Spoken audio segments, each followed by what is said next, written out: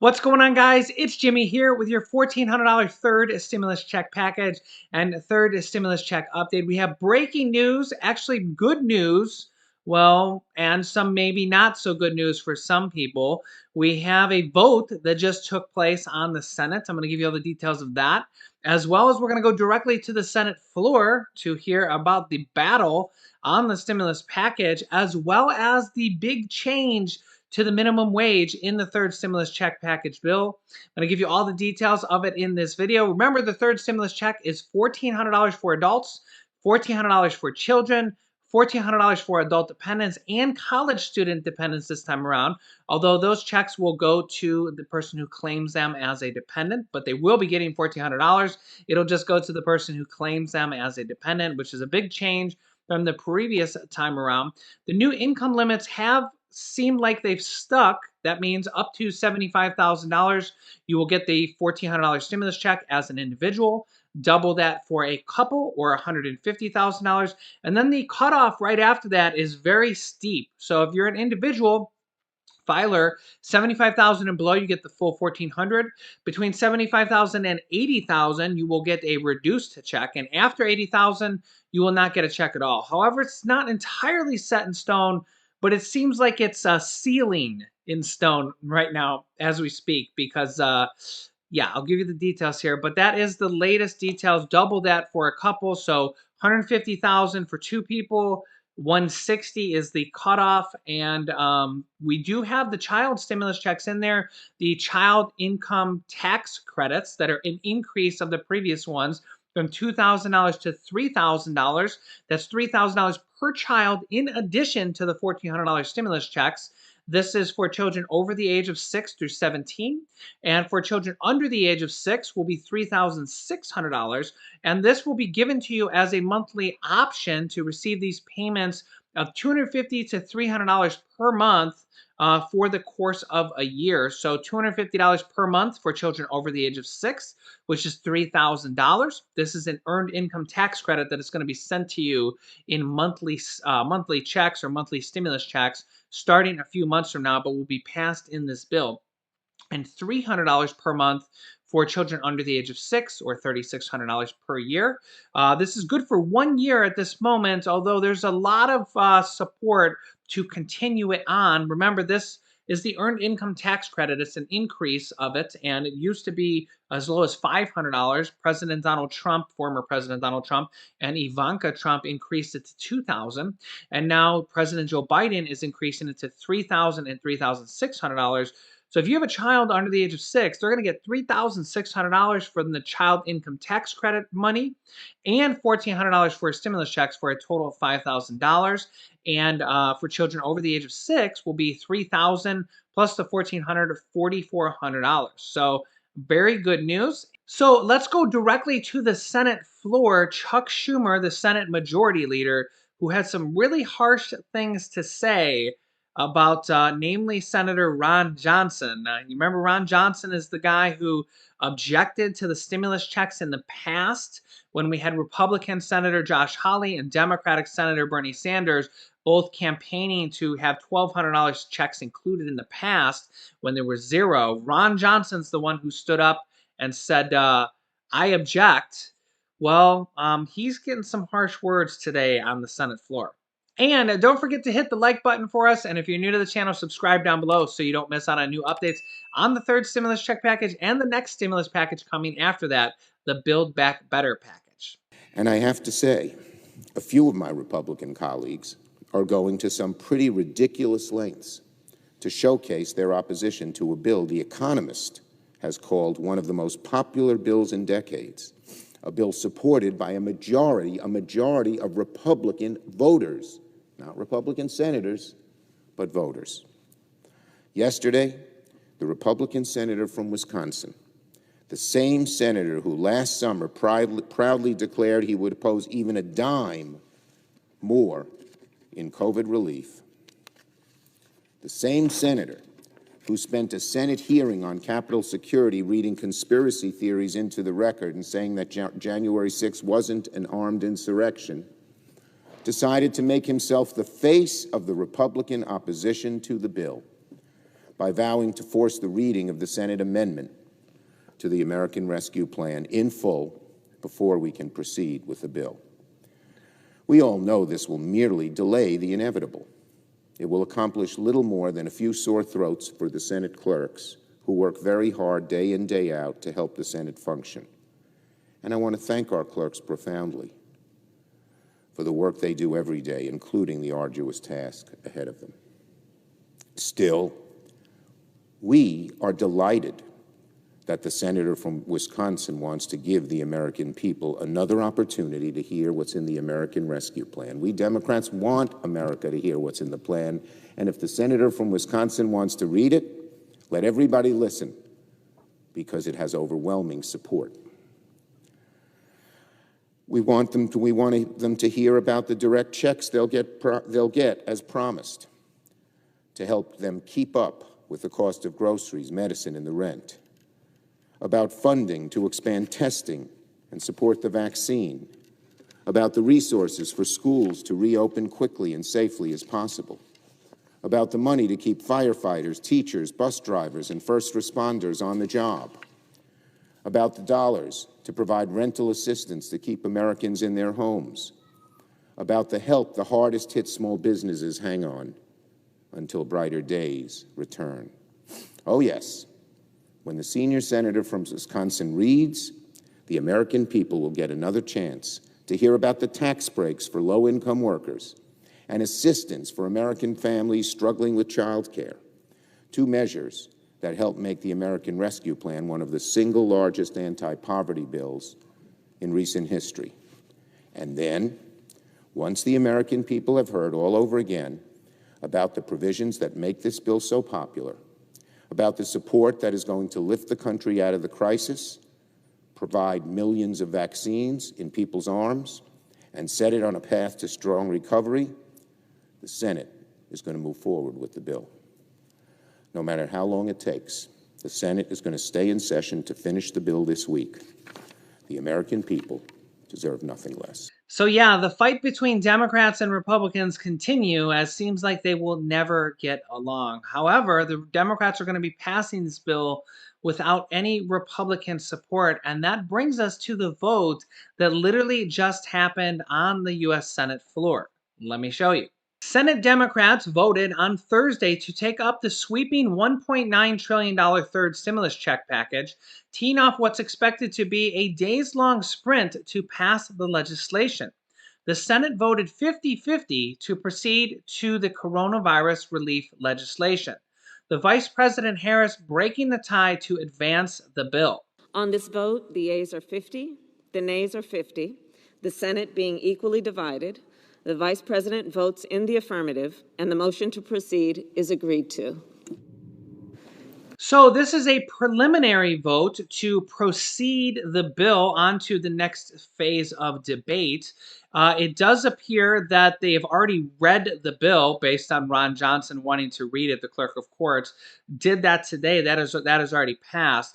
They have now done the next procedural vote, which passed 50-50, with Vice President Kamala Harris breaking the tie-breaking vote. This is actually very good news because this means that all the Democrats voted yes on it. They got the 50 votes in this preliminary vote to basically advance the bill to the next stage in the Senate.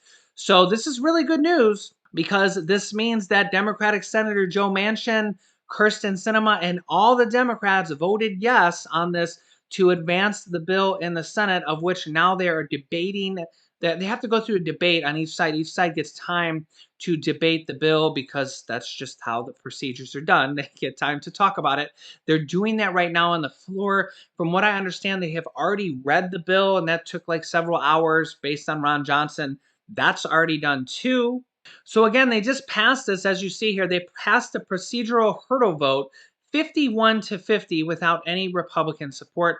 All 50 Democrats voted yes, and Vice President Kamala Harris cast the tie-breaking vote, the reconciliation vote, to get that 51st vote. Normally that doesn't count. Normally you need 60 votes, but in this case, exactly what needed to happen happened. Senate Majority Leader Chuck Schumer says the Senate is going to move forward with the bill. No matter how long it takes, the Senate is going to stay in session to finish the bill this week, Chuck Schumer said from the Senate floor today ahead of the vote. Thursday's vote comes after a delay on getting the green light from the Congressional Budget Office, ensuring that the Senate's bill, which largely reflects the House measure, complied with the reconciliation rules, a budget process allowing them to bypass the 60-vote filibuster. Now, here's a big change. This is what I was basically expecting, but here it is in writing. In an expected change, the Senate's version of the bill has stripped out language increasing the minimum wage to $15 per hour. So it looks like the $15 an hour minimum wage was removed completely at this point from the third stimulus check package bill. So whether you were for it or against it, the minimum wage, it does look like at this point they have had to remove the minimum wage provision from the bill.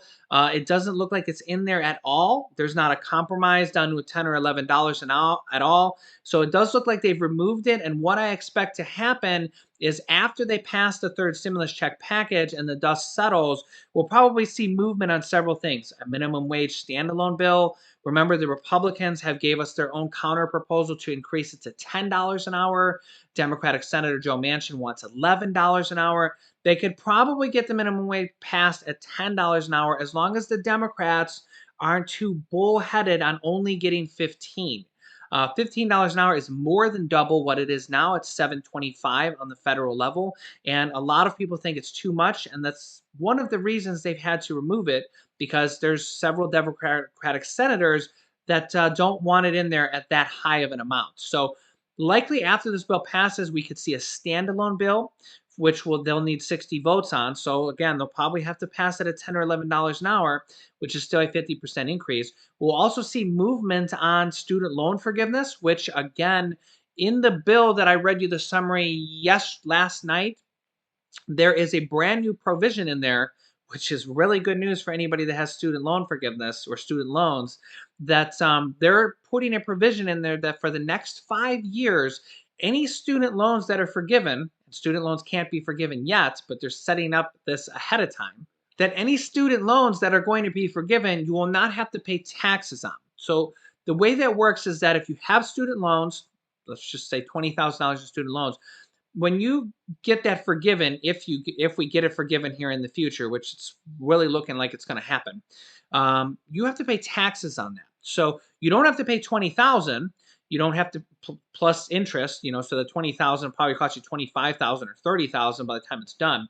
But normally, the way that a forgiven thing like this would work with the government is you would get it forgiven, but you have to pay taxes on it because it kind of counts as income because they kind of gave you the money to pay it off, if that makes sense. Just simple form.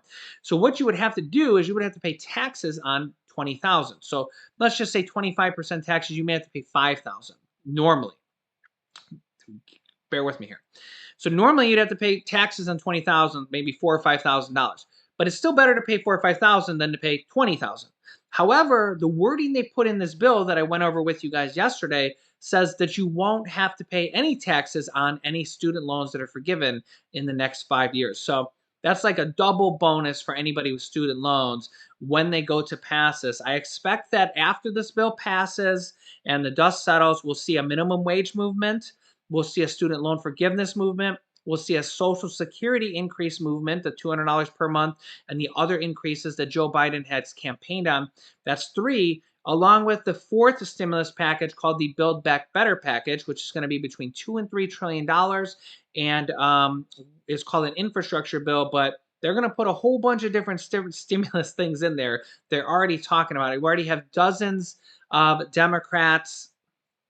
In fact, as you can see here on the screen, we already have a lot of very high-ranking members, such as Bernie Sanders and Ron Wyden, the Senate Budget Committee Chairman and the Senate Budget other chairman, are already pushing to include reoccurring checks in the next stimulus package, that is the Build Back Better package. And this time around, they were going to possibly try to put automatic triggers on them so that they just go out automatically and they don't have to pass a bill every single time they want to send a stimulus check out or an unemployment check. So those are kind of all the big things that are going to be coming after they pass this third stimulus check package bill. Because honestly, this is just the first one under the Biden administration. It definitely will not be the last one. All right, so back to the bill on today. The Senate's version has stripped out language increasing the minimum wage to $15 per hour. And as we expected, that came out in the last 24 to 48 hours, they have lowered the cutoff for receiving stimulus checks to $80,000 for individuals and $160,000 for couples. A Senate Democratic aide said on Thursday that the bill also provides $510 million for FEMA homeless shelters and increases the total amount of Amtrak relief funding by $200 million and places new guardrails on the $350 for state and local governments. We went over that a little bit yesterday. And they're actually making the money for state and local governments make it more that they have to send money to you. So the money that's going to state and local governments will be reimbursed to you guys in the form of stimulus checks. We just seen California pass their own stimulus check of $600. We just seen Maryland pass their own stimulus check, $300 to $500 for families, low-income families. They have different qualifications. Each state will have their own qualifications when they get around to spending some of this money. I will walk you through on this channel. I will announce it and walk you through how to get them and things like that, as well as we'll see more mortgage assistance, rental assistance, property tax assistance, and utility assistance coming from that money that goes to the states. In fact, the wording they put in there makes it so they have to spend more of that money giving back to the people of their state. So that's very good news for the future. As expected, no Republicans voted to pass this bill, this preliminary proceeding, we'll call it, that passed 50 to 50, and then the 51st vote went to Vice President Kamala Harris. Republican leader Mitch McConnell said he knocked the legislation, calling it ill-suited. He says, quote, Senate Democrats, including committee chairs, are essentially being jammed with text from the House. Their own members have barely been able to read this thing, let alone shape it. But again, they did read it on the House floor now based on Ron Johnson. So it was heard by everybody who wanted to hear it. Note that Republican Senator Lisa Murkowski, who could be somebody that votes for the bill, did not vote for the bill. She voted against taking up the legislation. She has not yet said how she will vote on the final bill. But basically, right now we've seen what we expected. All the Democrats said yes, and all the Republicans said no. However, in a win for the Democrats, Senator Joe Manchin, Kyrsten Sinema, and Angus King, all three of them voted yes to proceed. They're among a handful of must-watch Democrats who could make or break the legislation. So basically, they've now passed the bill to the next kind of stage of voting on it in the Senate. They're debating it now on the floor. They've already read the entire text, and we're literally that close. I will keep you updated with the breaking news tonight. I will have another video for you guys at 11 p.m. Eastern Standard Time tonight. Remember, new videos come out every day at 10 a.m., 3 p.m., 8 p.m. and 11 p.m. Eastern Standard Time. I will let you know when this passes, the details, as they're literally changing some things by the minute. The minimum wage is now out of the bill. You can let me know your thoughts on that down below in the comments. I'll let you know when they're voting on this, when this passes, and all the breaking details. Make sure to subscribe, share this with your friends and family so that they know also. You can click this top video here to watch my newest stimulus check video next. And this video teaches you how to start your own business selling products on Amazon FBA. I have dozens of students that have replaced their 9-to-5 income selling products on Amazon, and I teach them how to do that. So click on one of those videos next. Thanks, guys, and I will see you in the next video.